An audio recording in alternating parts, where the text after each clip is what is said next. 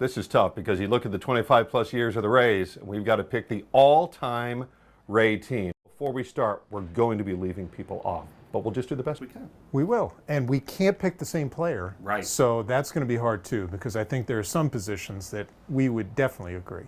You know, this is interesting because he's a guy that has continued on with another organization, has done well. His career was revived with the Rays. Travis d'Arnaud.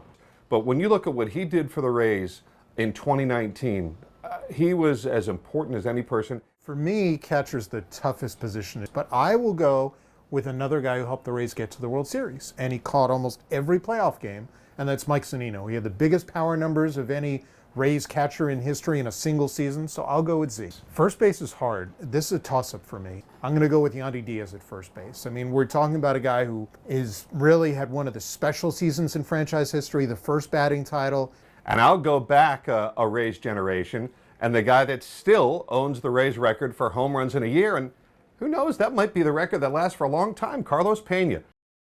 Second base, all right, I'm going to go with Akinori Iwamura. Of course, he made the last play of the 08 League Championship Series, but he was a clutch player, and I think he brought a lot of energy to the Rays. I'm going to go Akinori Iwamura at second. And I'll go Brandon Lau, because, I mean, when healthy, Brandon's the best second baseman that the Rays have had on a power number and also from a defensive standpoint. Recency bias. I'm going with a guy who helped the Rays get to the 2020 World Series, and I really thought he was almost like a Pied Piper in terms of how important he was to the franchise, Willy Adames.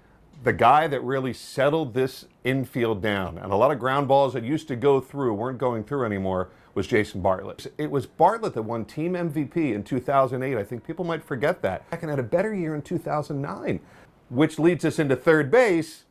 This is one of those runs that I don't think we need a whole lot of explaining. I'm curious who you're going to pick, because I'm going to take Evan Longoria. And I think the guy you have to pick is the guy who's the third baseman now. I mean, Isaac Paredes' year this year was amazing. His growth has been tremendous, and he's only 24 years old. Now let's move to the Rays outfield. You've got left field.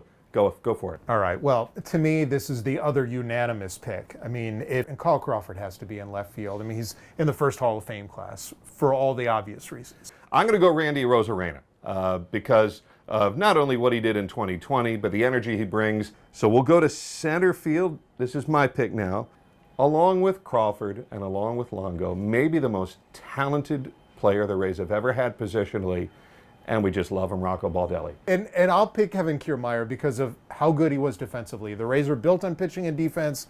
KK's the best defensive outfielder the Rays have had, arguably. Your turn for right field. All right, for, let's see, right field, you could put him at, what, 4 different positions? Ben Zobrist. I mean, he's got to be on this team. He was really, you could argue in some points, the best player the franchise had during periods. I think I'm going to go for an optimistic pick moving forward because I'm still excited about what Josh Lowe did this year for the Rays. To see where he came from 2022 to 2023. All right, pitchers. Now, we've been told that the strict guideline is it's just one pitcher. And it's a starter. And it's a starting pitcher. But I think if I had one game to win for the Tampa Bay Rays in the history of the franchise, I got Charlie Morton. So I think that's the guy. He's the guy I want in Game 7. Who's the most important pitcher in franchise history? For you, for me, I think it's James Shields. I mean, I think what he meant to the franchise, the standard he set, the model he created. Did we make more friends or more enemies from this list? But we'd like to know what you think out there as well. What do you think, Neil? Did we make more friends or enemies?